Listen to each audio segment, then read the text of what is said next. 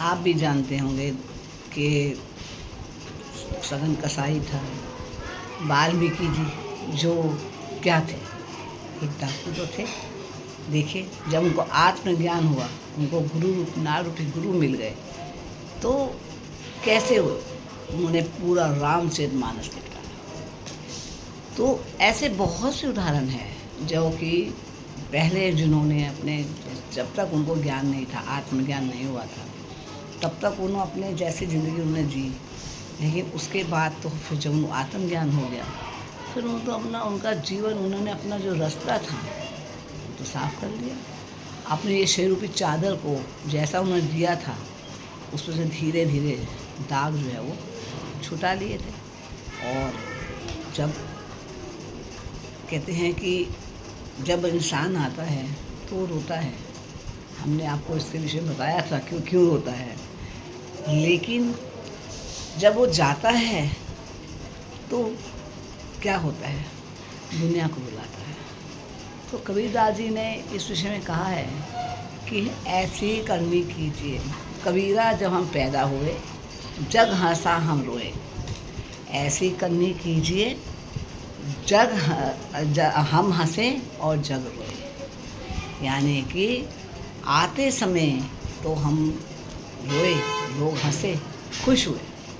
तो हम अपने जीवन में ऐसे कर्म करें ना कि जाते समय ना हम रोएं, जाते समय हम हंसें और लोग हमको रोए का मतलब वो लोग हमें याद करें, ओहो कैसा व्यक्ति था, ये तो बहुत अच्छा व्यक्ति था, ये आचरण में अच्छा था, या किसी भी तरीके से यानी कि उसको याद करें।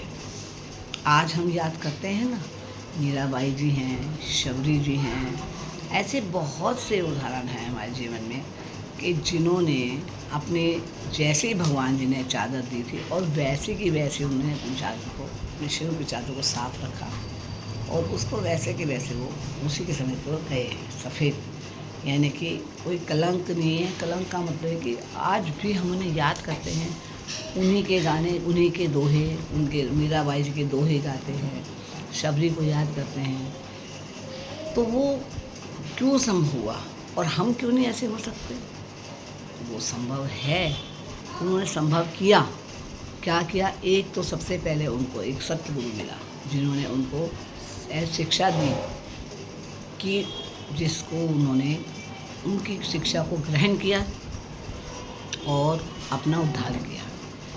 एक चीज़ और भी कहते हैं कि जात ना पूछे साधु की, पूछ लीजिए ज्ञान। अब आपको पता होगा साथियों कि मीराबाई के गुरु कौन थे। आप देखिए मीराबाई के गुरु जी कौन थे। मीराबाई के गुरु जो थे, मीराबाई के जो गुरु थे वो कौन थे? वो थे संत रविदास। और उनका जो व्यवसाय था, क्या था?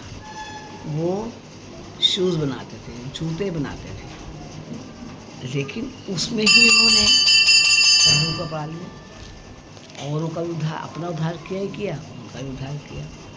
तो वो तो कोई मंदिर नहीं जाते थे, ऐसे कबीरदास जी थे, जात से जुलाहे थे, कपड़ा बुनते थे और परमात्मा का नाम लेते थे।